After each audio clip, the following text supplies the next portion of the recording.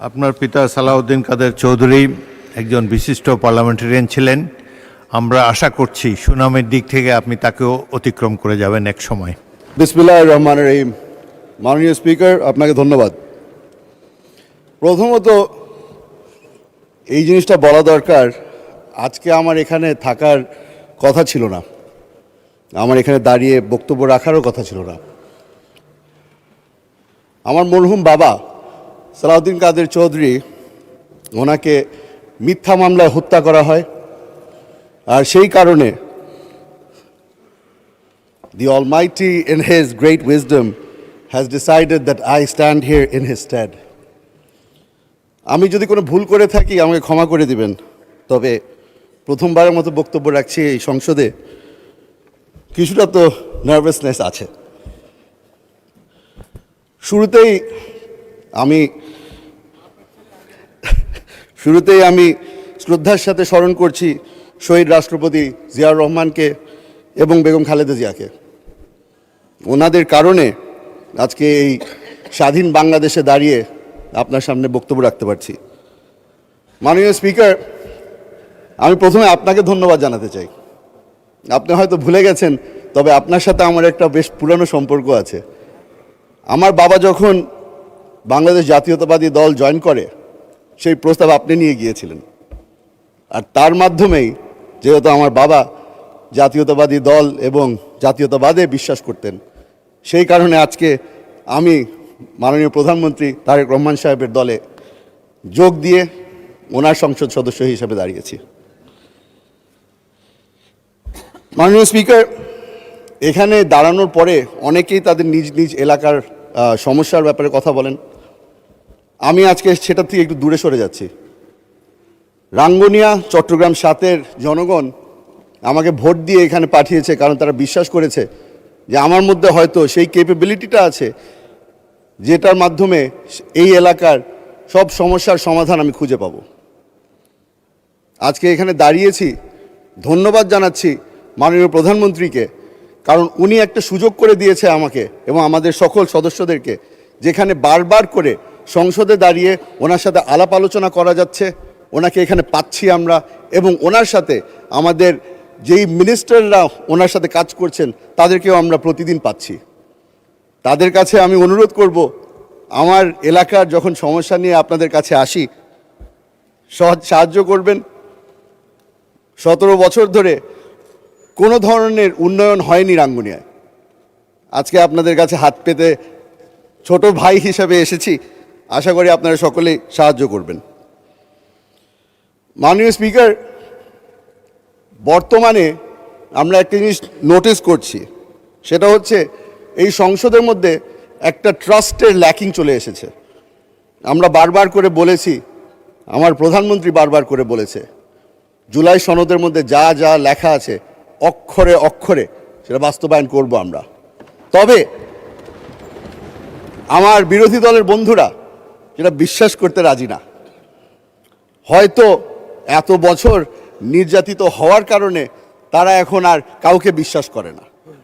তবে আমি বলে রাখি, আপনারা যেভাবে করে 17 বছর নির্যাতিত হয়েছিলেন, আমরা এখানে যারা উপস্থিত আছি আমরা সকলেই নির্যাতিত হয়েছিলাম। আপনারা যেভাবে করে এখানে সংসদ সদস্য আছে যে আয়না ঘরে অনেক বছর ছিলেন, আমিও সেই একই আয়না ঘরে 7 মাস হয়ে এসেছি। বেশ লম্বা জার্নি ছিল আয়নাঘর থেকে এই সংসদ পর্যন্ত। আশা করি আমার উপরে তারা ভরসা রাখবে। আশা করি যারা যারা এখানে নির্যাতিত, যারা এখনো এই গুমের শিকার, যারা এখনো প্রিয়জনকে ফিরে পায়নি, তাদের উপরে ওনারা ভরসা রাখবেন। আমরা একটা নতুন জিনিস দেখতে পেলাম। প্রথমবারের মতো আমার প্রধানমন্ত্রী একদিনের মাথায় এই সংসদে দাঁড়িয়ে বলল, আপনারা আপনাদের সাহায্যের হাত বাড়িয়েছেন, আমরা সেই সাহায্য চাই। সঙ্গে সঙ্গে কমিটি গঠন করে দেওয়া হলো। এই ন্যাশনাল এবং ইন্টারন্যাশনাল ক্রাইসিসের মধ্যে আমরা তাদের সাহায্য কামনা করি, এবং যেহেতু তারা সাহায্য করতে চেয়েছে আমরা তাদেরকে ধন্যবাদ জানাই। মাননীয় স্পিকার, আজকে অবাক হলাম। আমি একটি প্রোগ্রামে গিয়েছিলাম, যেখানে এই মানবাধিকার নিয়ে অনেকক্ষণ ধরে কথাবার্তা হচ্ছিল। সেখানে আমাকে বলা হলো যে এই মানবাধিকারের যেই অর্ডিন্যান্সটা ছিল সেটা ল্যাপস হয়ে গেছে, কেন হলো? সেখানে জবাব দিয়ে এসেছি যে মানবাধিকারের যেই অর্ডিন্যান্স ল্যাপস হয়েছে সেটা একটা দুর্বল অর্ডিন্যান্স ছিল। শক্তিশালী বিল আকারে আমরা এখানে একটি নতুন বিল প্রস্তাব করব। আশা করি তারা ভরসা রাখবে যে যেই ব্যক্তি 7 মাস টর্চার হয়েছে সেই ব্যক্তি তাদেরকে মিথ্যা কথা বলছে না, অসৎ কথা বলছে না। মাননীয় স্পিকার,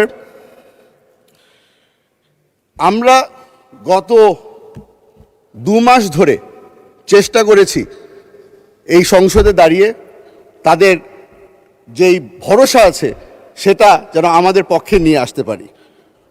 আশা করছি সামনের মাস যেগুলি যাবে আস্তে আস্তে করে তারা আমাদের উপরে ভরসা রাখা শুরু করবে। মাননীয় স্পিকার, মাননীয় সদস্য, আপনাকে আরও 2 মিনিট সময় দিচ্ছি, কিন্তু এই 2 মিনিটের মধ্যে আপনি কনক্লুড করবেন। ধন্যবাদ মাননীয় স্পিকার। মাননীয় স্পিকার, আমাদেরকে বারবার করে জিজ্ঞেস করা হয় যে আমরা যে এই সংসদে দাঁড়িয়ে আছি নতুন করে বিল আকারে কেন নতুন বিল আনা হচ্ছে। আমি তাদেরকে বলে দিতে চাই, আমার প্রধানমন্ত্রী আমাদের উপরে ভরসা রেখেছে এবং আমাদেরকে সুযোগ করে দিচ্ছে। উনিও জানতে চান আমার ওপিনিয়ন কি। এই জুলাই সনদ যখন সই করা হয়েছিল তখন আমরা রিপ্রেজেন্টেটিভ পাঠিয়েছিলাম, তবে আমি এখানে দাঁড়িয়েছি representing the people of Rangunia. ওই সনদ সই করার সময় আমাকে কোনো সময় কোনো প্রশ্ন করা হয়নি। আমার প্রধানমন্ত্রী জানতে চায় আমার ওপিনিয়ন কি। এখানে আমরা যেই ধরনেরই আইন পাশ করি না কেন, উনি চাচ্ছেন যে আমরা যেন সব ধরনের আলাপ আলোচনার মাধ্যমে একটা কনসেনসাসে আসি এবং আইন পাশ করি। আশা করি এই জিনিসটার উপরেও আমার ভাইরা, আমার বন্ধুরা আমাদের উপরে ভরসা রাখবে। মাননীয় স্পিকার, আপনাকে ধন্যবাদ জানাচ্ছি, আবারও আপনাকে ধন্যবাদ জানাচ্ছি। এই সুযোগ করে দিয়েছেন। অনেক দিন ধরে এখানে বক্তৃতা দেই না বলে আমার এলাকার মানুষরা মনে করেছিল আমার মাইকটা হয়তো নষ্ট। আজকে আমি প্রমাণ করতে পারলাম যে আমার মাইক ঠিক আছে এবং আমার স্পিকার আমাকে সুযোগ করেছে। ধন্যবাদ মাননীয় স্পিকার। ধন্যবাদ মাননীয় সদস্য। আপনার পিতা সালাউদ্দিন কাদের চৌধুরী একজন বিশিষ্ট পার্লামেন্টেরিয়ান ছিলেন। আমরা আশা করছি সুনামের দিক থেকে আপনি তাকেও অতিক্রম করে যাবেন এক সময়।